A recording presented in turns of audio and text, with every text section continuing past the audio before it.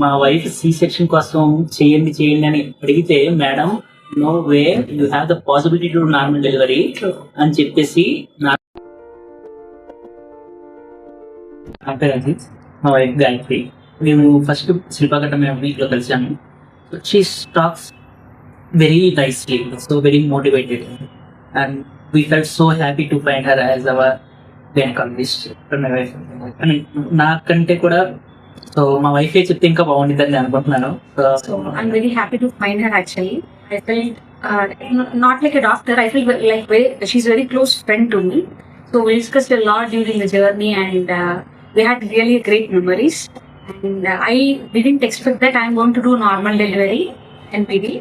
So actually మా చాలా support చేశారు, అండ్ అందులో మా హస్బెండ్ సపోర్ట్ కూడా ఉంది. So finally I have delivered my baby boy yesterday.